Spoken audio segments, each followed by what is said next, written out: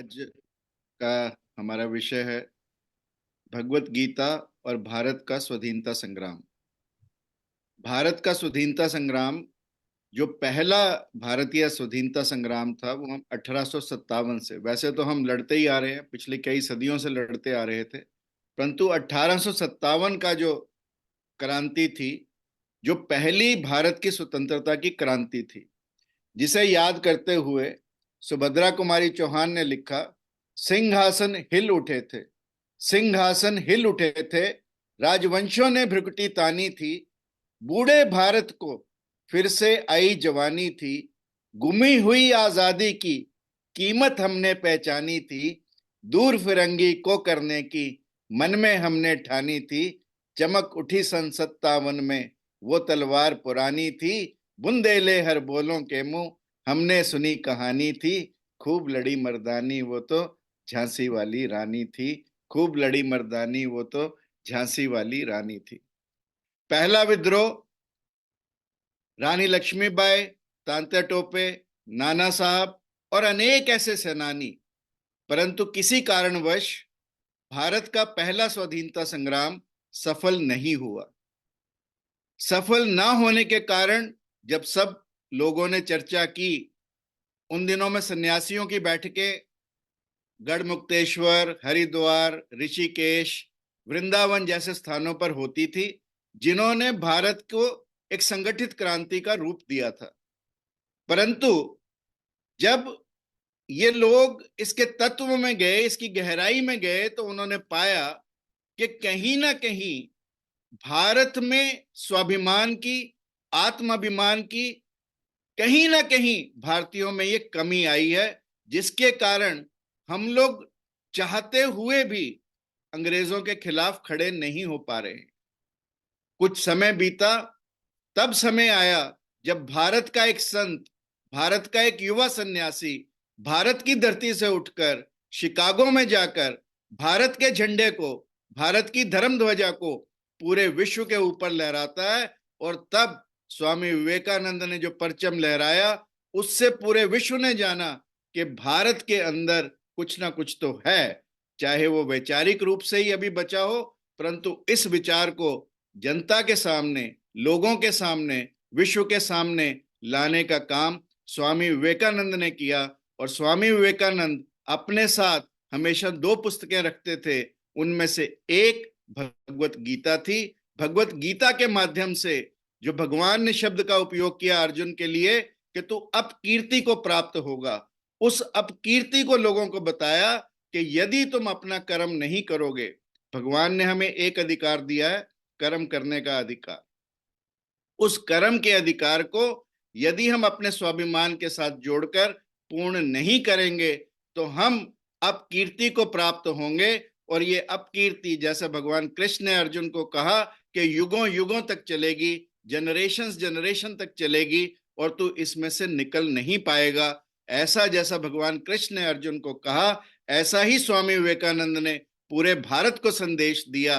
और तब उन्हीं दिनों में जब 1893 में स्वामी विवेकानंद शिकागो गए, 1896 में प्लेग फैला हुआ था पुणे में, और ब्रिटिश अधिकारी अनेकों ज्यादतियां कर रहे थे लोगों के ऊपर महाराष्ट्र में।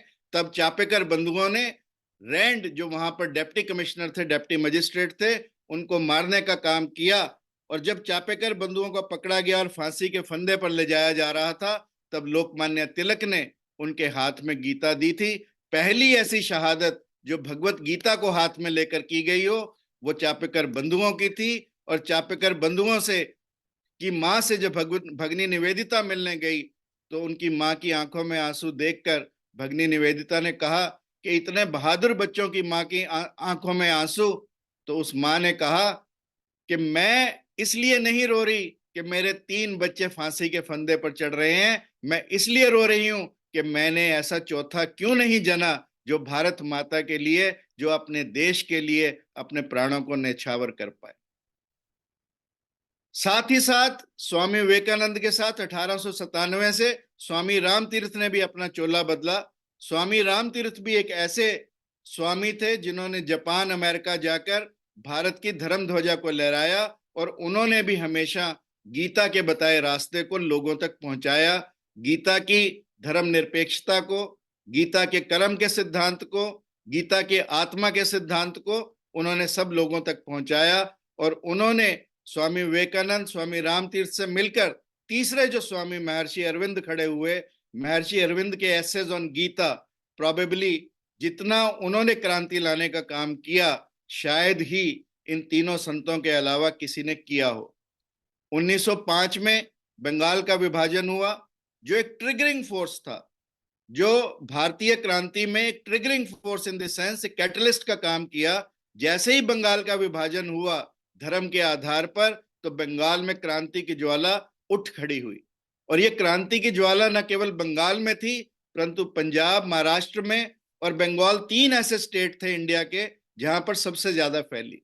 और बंगाल में जो पहली फांसी हुई एक युवा की, खुदीराम बोस की।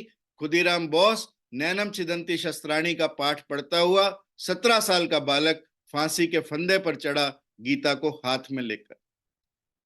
उसी समय 1909 में मदनलाल धिंगड़ा, जिन्होंने जनरल वायली को इंग्लैंड में ही मारा था, इंग्लैंड में ही फांसी दी गई मदनलाल धिंगड़ा को। और मदनलाल धिंगड़ा से एक दिन पहले जब वीर सावरकर गए, तो सावरकर ने कहा, मदन तुम्हारी कोई अंतिम इच्छा हो तो उन्होंने कहा एक आईना ला देना। अब सावरकर ने लिखा कि मैं हैरान था कि जिस व्यक्ति को कल फांसी होनी हो, आज उसे आईना चाहिए, आज उसे मिरर चाहिए। तो मदनलाल धिंगड़ा से उन्होंने पूछा कि तुझे आईना क्यों चाहिए?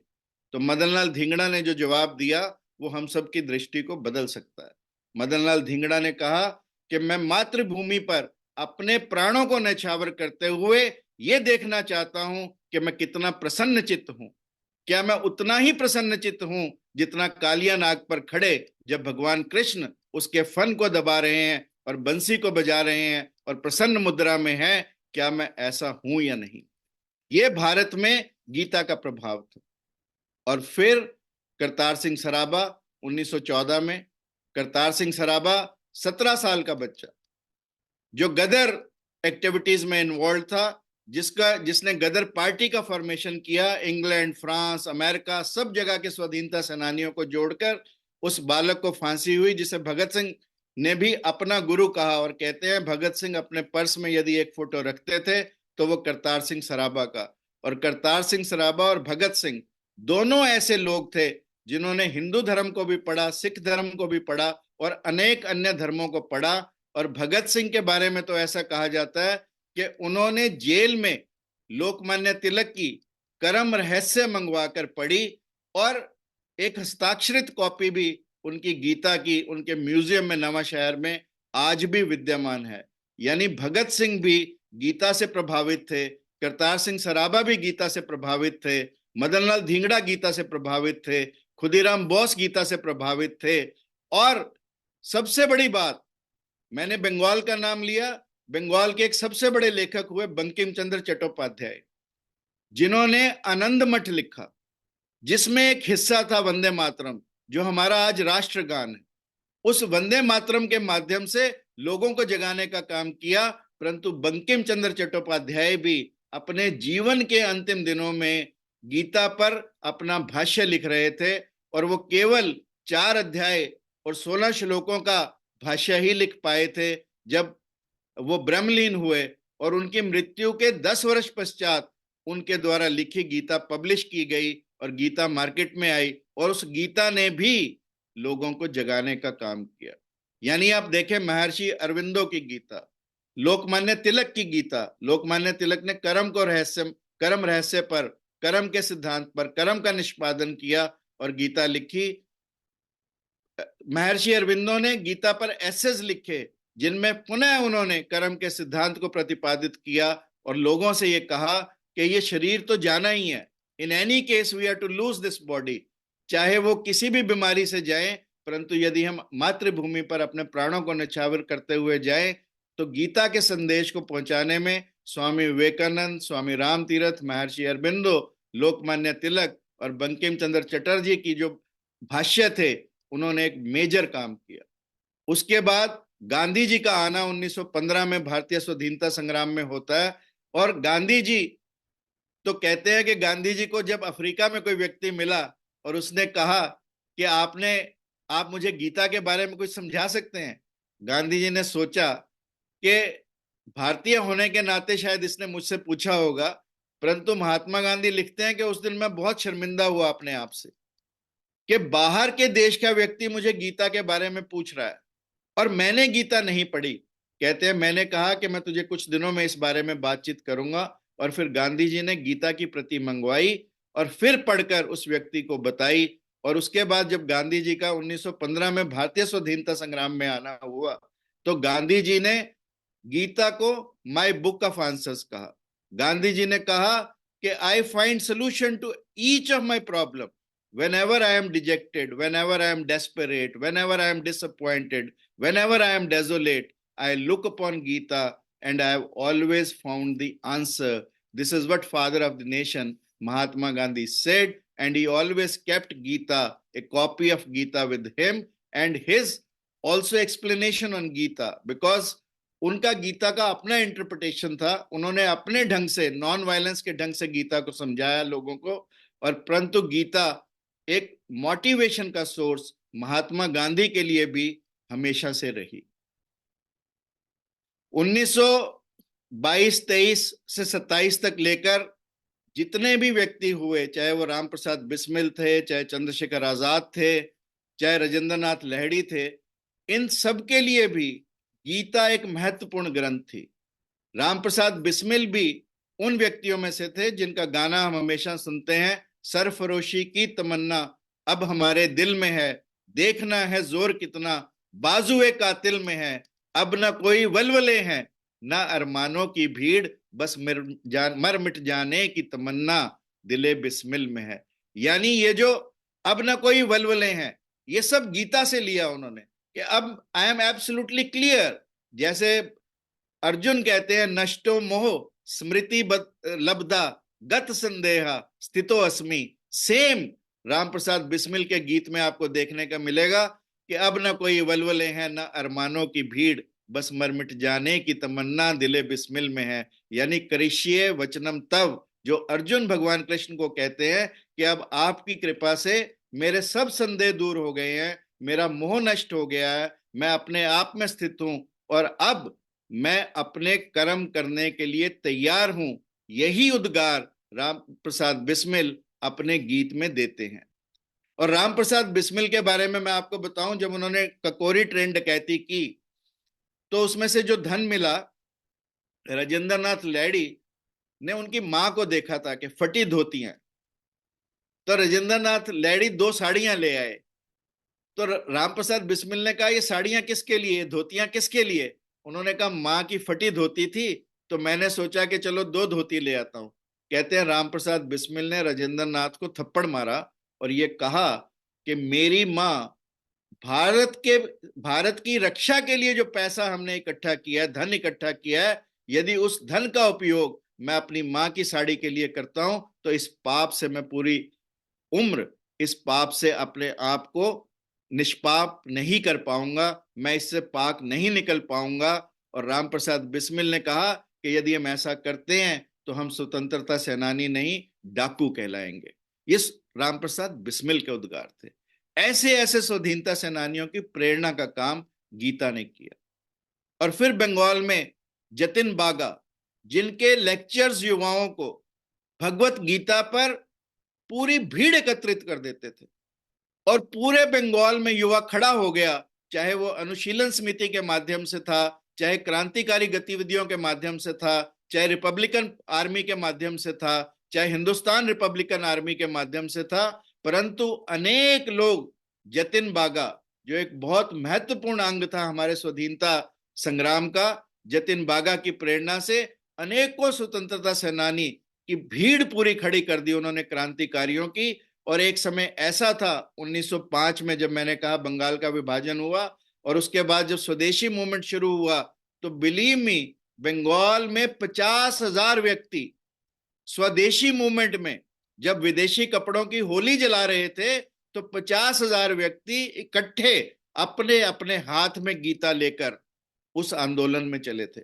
यानी इमेजिन कि 50,000 लोग हैं, 50,000 गीता उनके हाथ में है। लोगों को सिर्फ एक संदेश देते हुए कि अपने कर्म पर खड़े हो जाओ, अपने निष्काम कर्म की भावना से, अपने देश प्रेम की भावना से, राष्ट्र भाव की प्रेम की भावना से। और जैसे अर्जुन अपना गांडीव लेकर खड़ा हो गया था, अर्जुन ने गांडीव रख दिया था, और भगवान कृष्ण ने क्या किया?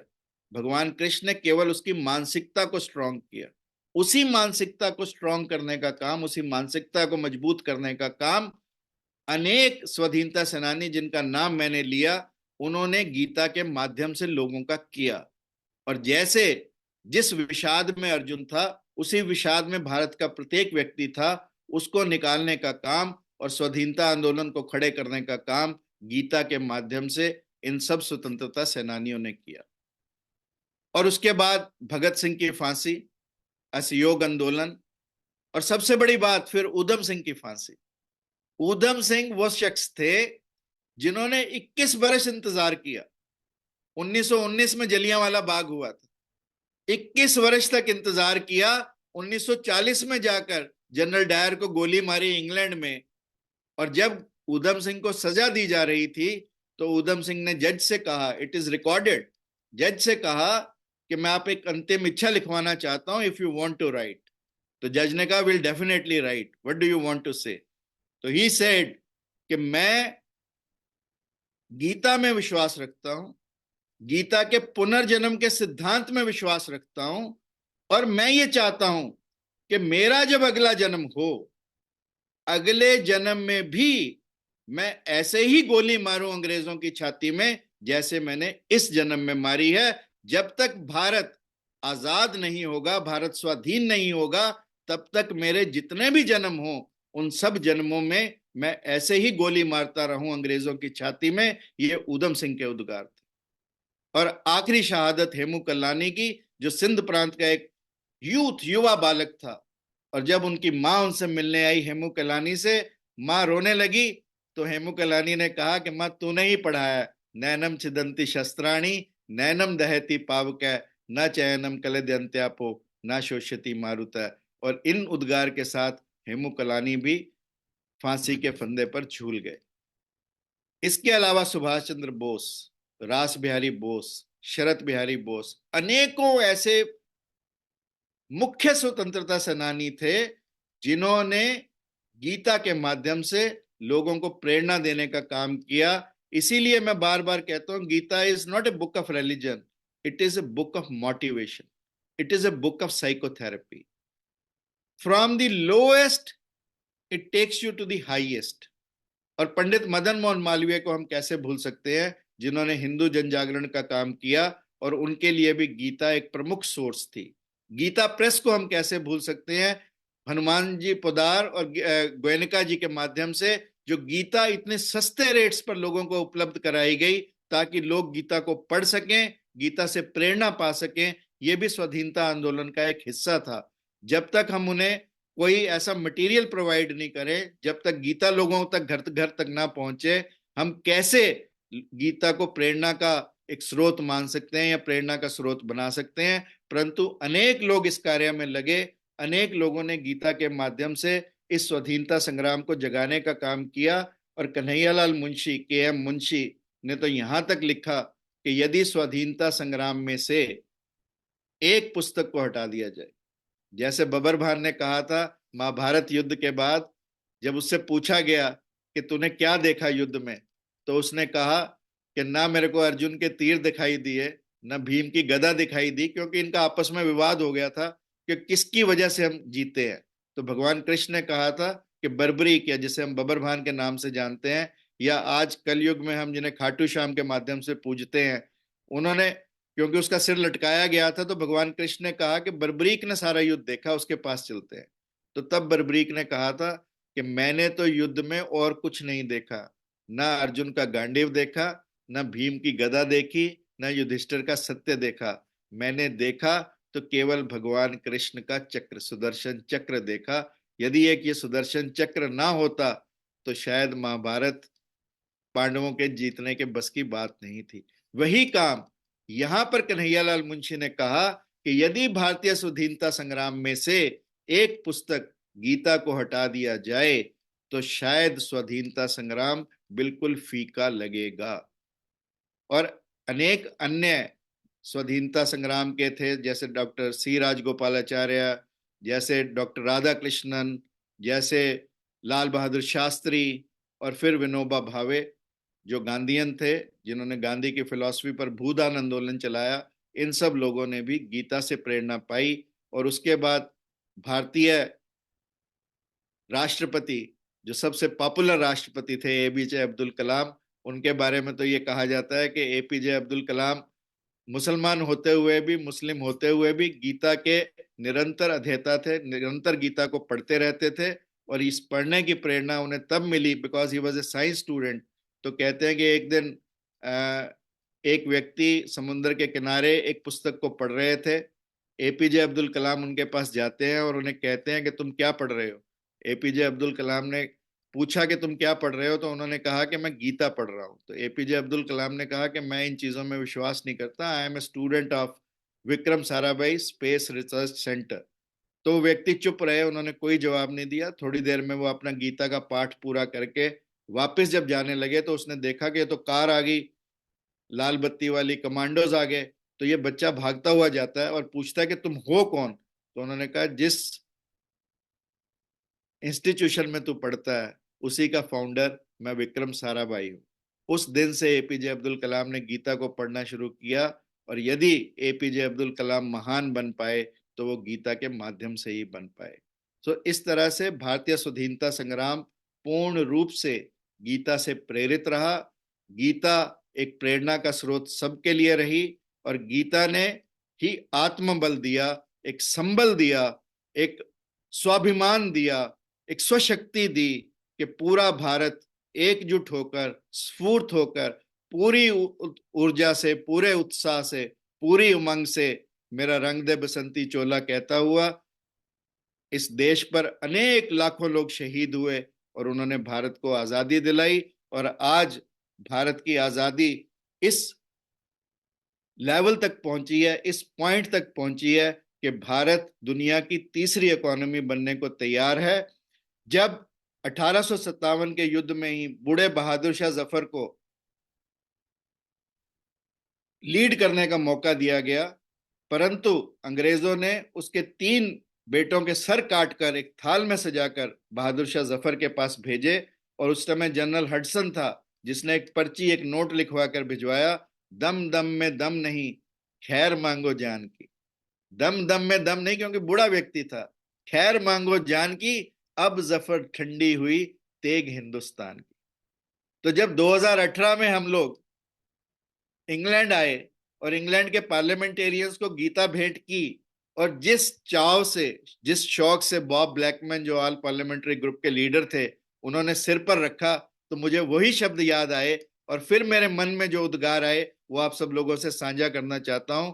तब मैंने लिखा, हिंदवियों में गूंजेगी, हिंदवियों में गूंजेगी जब तलक वाणी गीता के ज्ञान की, तख्त लंदन तक चलेगी तेग हिंदुस्तान की। और हिंदुस्तान की तेग लंदन तक चल रही है जब भारतीय मूल का व्यक्ति इंग्लैंड का प्रधानमंत्री बना। Thank you very much for listening me so patiently.